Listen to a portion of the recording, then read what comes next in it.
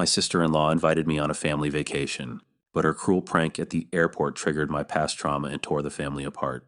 That pretty much sums up the last month of my life. My name's Aaron.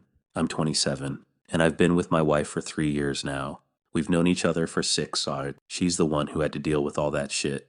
And honestly, seeing her go through it, seeing how much it messed with her, that's what really set me off. My older sister, Sophie, is the cause of all this commotion. You know, family drama is one thing, but when someone crosses a line like she did, it's a whole different ballgame. It all started about 3 weeks ago. Sophie, my older sister, asked my wife if she'd be up for an all-women family trip to Spain. It'd be her, my mother-in-law, my cousin Nadia, and my wife. Nadia and I are a lot closer than Sophie and I, even though she's my first cousin and Sophie's my sister. We were in the same grade, went to the same high school, so we grew up tight. My wife and Nadia hit it off pretty quick too, which was cool. Initially, my wife wasn't too keen on the idea. She figured it wouldn't be much fun with Sophie and my mother-in-law, and honestly, she was probably right. But then Nadia and my wife talked, and Nadia said she really needed a break and wanted my wife to come along. Nadia convinced her, and she agreed to go. Sophie was paying for everything: flights, hotel, the whole 9 yards. That was no big deal for her. Her husband's a neurosurgeon, so they're loaded. She runs an event management company, but everyone knows that thing pretty much runs itself. It's just for show, so she doesn't come off as a socialite who does nothing. She's got a literature degree, but never used it. Always said college was a waste of time, except for meeting her husband through a friend. I've always known Sophie was spoiled rotten. My parents gave her everything she wanted since she was a kid, and that shit carried right into adulthood. She thinks sulking, pouting, and the silent treatment will get her whatever she wants. What's worse is that her husband and my parents still enable that infantile behavior. But Nadia, my wife, and I, we know when to tell her to cut the crap, so she usually doesn't try that shit with us. My wife, bless her heart, has never really liked Sophie, but she put up with her for the sake of family, because Sophie never really did anything outright mean to her, until now. So my wife agreed to the trip, and 3 days ago, they were finally about to leave. The airport's a fair distance from our place, so she had to leave early. She got there about half an hour early. 2, she was bored, scrolling on her phone, waiting for everyone else to show up. That morning, her phone's vibration motor died, so no buzzing for notifications. She didn't have time to fix it. Figured she'd do it after the holiday. It was pure luck she was even on her phone when she got the message. She got an image from Sophie. It was a screenshot of a text Sophie had received from a number my wife didn't recognize. The conversation had an image, then a text. She downloaded the image, opened it up. My wife said her blood froze.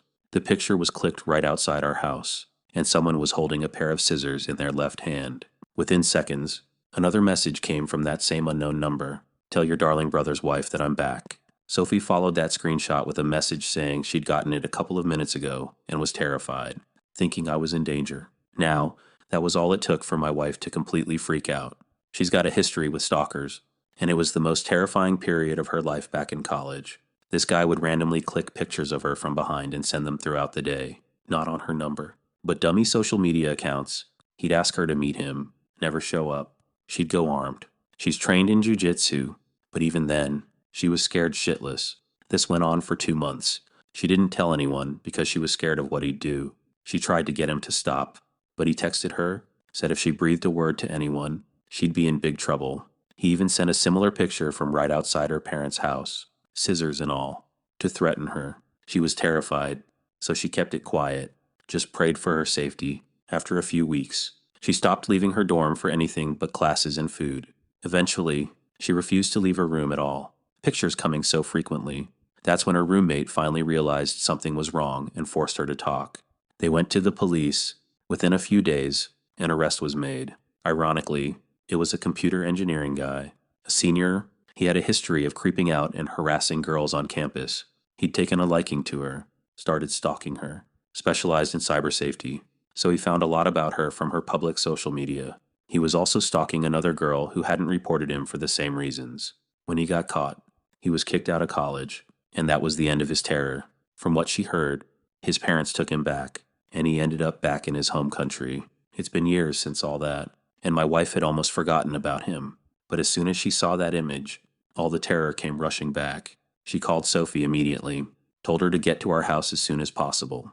Luckily, She forgot to mention she'd already called the cops. She was so focused on warning me. She got a cab in minutes and started calling me desperately. It was 8 a.m., and I sleep late on weekends, so she knew it wouldn't be easy to get through. But I answered on the first try. I could tell I'd just woken up, sounded drowsy, but she didn't have time to spare. She told me to arm myself with something heavy, lock myself in the bedroom, and block the door. I was confused, but as soon as she mentioned the picture, I understood and did what she said. She stayed on the phone with me throughout the 45-minute cab ride home, even as the cops arrived and inspected the house. She didn't check her phone. Since the vibration was gone, no physical reminders. By the time she got home, their inspection was almost over. They hadn't found anyone suspicious. She was having a full-blown panic attack. Took her several minutes and half a bottle of water to calm down.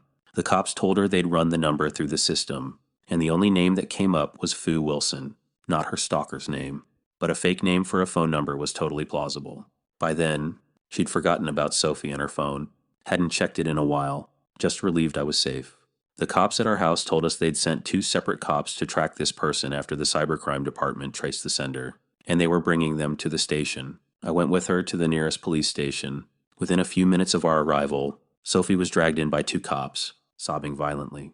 I think most people can guess what happened by now. Yeah, it's exactly what you're thinking. For whatever goddamn reason, Sophie thought it would be a good idea to pull a prank on my wife that morning, just to mess with her a little before the trip. She'd met a friend of my wife's from college for work a couple of days back. Of course, my wife came up when they were talking about families. Once they realized the connection, my wife's old college mate told Sophie all about her stalker in college. Apparently, my wife was pretty popular because of it. She wasn't bragging, but after the stalker incident, her popularity among students and teachers skyrocketed because everyone loves a good scandal. My wife always hated being pointed at and whispered about. But people remembered, and I guess they were still talking about it. After finding out about my wife's past, Sophie decided she was going to prank her on the morning of our flight. She thought it'd be fun, so she used a phone number she'd gotten a couple of days ago under a fake name. Just for this purpose, she texted herself an image she'd clicked a few days ago right in front of our house, with the scissors and an outstretched arm. My wife told me that now that she paid attention to the hand, she could tell it wasn't a man's hand at all. But Sophie had made the effort to remove her nail polish. So when my wife first received that picture, it was hard for her to tell. Being so panic-stricken, the fear had messed with her mind, and she'd missed a lot of things that hinted at this being a prank. But at the end of the day, it didn't matter. It had been traumatic for her in college, and the thought of going through that again really scared her, especially with my safety at risk. It wasn't fun at all. It ended with an embarrassing visit to the police station where Sophie was let off with a warning. We wasted our time and energy worrying about my wife's stalker returning when there was nothing to worry about. My wife was beyond angry when she left the station. She just let Sophie have it. She screamed at her for more than 15 minutes. By the time she was done, Sophie was bawling again, but my wife didn't care. Sophie tried to make a mockery out of something that was a really traumatic and scary experience for her, and because of her own stupidity, she'd landed us all in an embarrassing situation, so Sophie could cry all she wanted. My wife wasn't going to feel an iota of sympathy for her. We drove back home that day. On the ride back, my wife told Nadia all about what had happened. Even Nadia ended up canceling the trip, because let's be real, nobody wants to hang out with someone like Sophie after they go above and beyond in their stupidity. That entire day, my wife did nothing but try to calm her nerves. It had been a crazy morning, and she still hadn't gotten over the stalker scare. The threat had felt very real at the time, and even after finding out it wasn't real, it was very difficult for her to shake off the fear because it had been the darkest time for her when it happened back in college. She admitted she was still pretty spooked by it that day. She didn't talk to anyone apart from me and a little to Nadia. She didn't get any notifications either because she turned her phone off for the day. She'd had enough. It was only 2 days ago that she found out my mother-in-law and Sophie had pretty much filled her entire inbox with messages about how she had been the one to overreact at a silly little prank and that it had been cruel of her to tell Nadia to back out of the vacation as well. She hadn't even told Nadia not to go on the trip. She just told her about what Sophie had done. The decision not to go on the trip was Nadia's alone, and my wife had no part in it. Apparently, Nadia and I had turned everyone against Sophie, and now nobody in the family wanted to speak to her after what she'd done, including my own father-in-law. Her dad, my mother-in-law, and Sophie think that my wife is the one behind this, but she hadn't even told anyone about what had happened. She couldn't have, because she didn't even use her phone that day, It was all Nadia and I who'd informed the other cousins and generally just the younger folks of the family who are now cutting Sophie off. They think my wife owes Sophie an apology because what Sophie did was just a harmless prank. But what's happening to Sophie is real and hurtful. She's being cut off by her own family. And that's why now she's the victim here. I spoke to my wife about this after she read their texts. I told her there's no reason for her to feel sorry for Sophie at all. Neither Nadia nor I feel sorry for telling everyone else about this. What Sophie did to my wife was undoubtedly cruel and not just a harmless prank. It would have been harmless if it didn't trigger my wife's past trauma to the point of the making her unable to think or do anything else for an entire day. We all know the mental toll it took on her. She agreed with me because it wasn't harmless at all. She had been paralyzed with anxiety for one whole day because of what Sophie did. So now Sophie deserved every bit of this. Plus, Sophie didn't even apologize to my wife and just kept crying. So my wife didn't know why Sophie even expected her to feel sorry for her when Sophie didn't feel sorry for my wife.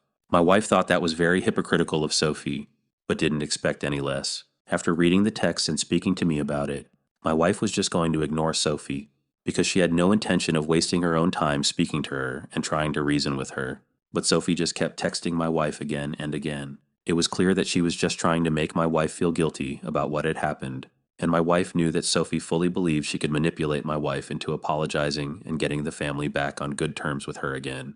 It just got on my wife's nerves after a while. So in a moment of frustration, she actually ended up responding to her. She texted Sophie back saying that she was glad Sophie had chosen to play such an insensitive and cruel prank on her, because that just revealed what an awful piece of work Sophie was to everyone.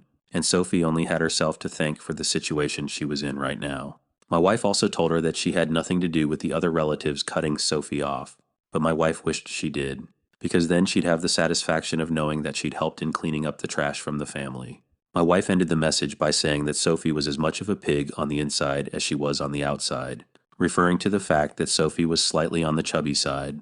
My wife isn't generally someone who judges people by their bodies, because she has been bullied for her own body in the past for being excessively skinny. But here she just wanted Sophie to feel bad.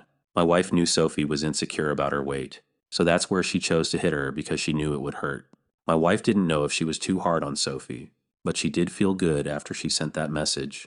She tried very hard to keep her opinions to herself and her temper under control, but Sophie just kept texting her and went on pushing and pushing until my wife finally lost it. So she replied to her and called her trashy, because that's how she felt about her after the prank she tried to pull off. My wife used to tolerate her earlier, despite her spoiled and insensitive behavior, but this was way beyond her tolerance now. My wife kept her phone aside after sending that text and tried to distract herself by watching a movie. She only came back to her phone after 3 hours, when she finally checked her messages.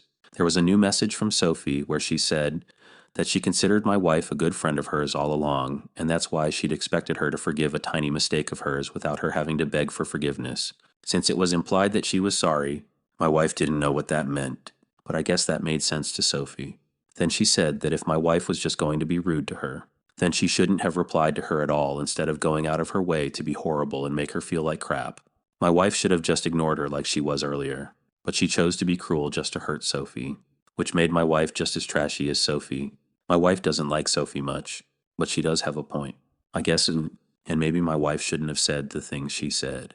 She was just really angry with whatever Sophie had done, and the way Sophie was still trying to pin the blame on my wife instead of accepting that she screwed up was making my wife feel even angrier. Sophie's the one who kept pushing my wife by trying to gaslight her into believing that this was somehow my wife's fault, and she just couldn't take that. So I guess she went a little too low. The only thing my wife feels bad for is shaming Sophie for her weight, because she knows how bad that feels. However, she still doesn't think Sophie has any right to even approach her and demand an apology after what she did to my wife. If Sophie had just been a decent person and owned up to her fault, maybe we wouldn't be here at all. I don't think my wife should apologize because Sophie deserved to be called out.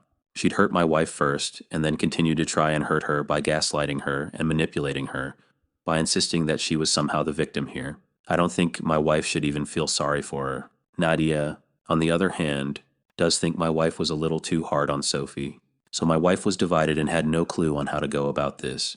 That's why she went to Reddit, to ask the community to help her out, because she would hate to stoop to the same levels as Sophie just to get back at her. I love my wife, but she's not always the best person when it comes to emotional situations like these. She also loves Nadia, but Nadia's a little too emotional, unlike me. What my wife needed was completely unbiased judgment, keeping in mind the circumstances. After the Reddit post, my wife told me she read the comments and respected everyone's opinions, but she couldn't help herself and apologized to Sophie for the pig comment. She wasn't sorry about anything else she said, but she just couldn't live with herself knowing that she'd attacked someone for the way they look, knowing how bad it had made her feel when she'd gone through the same thing in the past. As someone who knows how it feels to be bullied for things that are not in her control, she thought she did what she had to do to get this thing off her conscience. She sent the apology text. Sophie hadn't opened it yet, but my wife hoped she would and accept it, although she'd be fine even if she didn't, because she'd know that she tried her best. After that, it was up to Sophie if she wanted to accept the apology or not. My wife is not speaking to my mother-in-law, though. She had no part to play in any of this. So my wife didn't know why she felt the need to rush to her daughter's defense, especially when she knew what Sophie had done was wrong. Literally all of her texts were like, yeah, Sophie screwed up, but, or I understand why you're mad. So if she knows why my wife is annoyed at Sophie, then why exactly does she expect my wife to apologize to Sophie? It doesn't even make sense. Honestly, my wife just thinks she wants my wife to feel bad for Sophie. But she's 100% sure that had our places been swapped and my wife had done something like this to Sophie, then my mother-in-law wouldn't have had the same attitude. That's for sure. I wasn't too happy that my wife chose to apologize. But I thought she was a good human being, and that's why she was going so easy on my brat of a sister. Nadia was happy about her decision and even said that she's really proud of my wife. So I guess my wife was okay with what she did. A few hours later, Sophie responded to my wife's apology. She replied saying that it was fine, but she didn't expect any better anyway. She said that she was a little shocked, but it's fine because she understands now that we're not friends. Never were, and definitely won't be in the future. For what it's worth, at least she did say that she was sorry for trying to mess with my wife and using something so traumatic against her. Had she known that there would be such horrible consequences, then she never would have gone ahead with the prank at all. I mean, I don't think she should have gone ahead with the prank like that in any case, regardless of the circumstances, because it's just gross and disrespectful. But at least there was an apology. She was very passive-aggressive about the whole thing, and my wife could tell that Sophie had racked her brains to try and come up with something that would be equal parts infuriating and apologetic, and had finally concocted this sorry excuse of an apology. But hey, something's better than nothing, right? And at least this way, my wife doesn't have to continue feeling guilty about what she said, and will be able to move on without thinking about her own harsh words. My wife is done and dusted with this whole episode now. From now on, there will be no more Sophie in our lives. And that's the best thing that came out of this whole incident. It's been about a month since the last update. Last week, Nadia found out she was pregnant, so there was a huge pregnancy announcement party where everyone was invited. And with the exception of Sophie, nobody had spoken to or heard from her after they cut her off. She deactivated her socials for a while and had been completely Mia, but I had checked in with my dad, and he reassured us that she was all right. Just taking a break from everything social. At the time of the party, though, she sent Nadia a text that wished her luck on this journey she was about to embark on. The usual best wishes for a happy and healthy pregnancy, but with a sprinkle of Sophie's classic passive aggressiveness. She probably couldn't resist the opportunity to become the talk of the town since there was finally a huge family event that she'd been excluded from. So she'd sent Nadia a holier-than-thou message about how she wished she could be there with her on such a happy occasion, but couldn't because of prior commitments, completely ignoring the fact that she wasn't invited. She said that she would have loved to see me, my wife, and the other family members once more, but she'd learned to put herself first and was trying not to let other negative energies bring her down, referring to us, because apparently we were the negative ones here and not her. It was just a load of bullshit, and we had a good laugh about it while reading that message.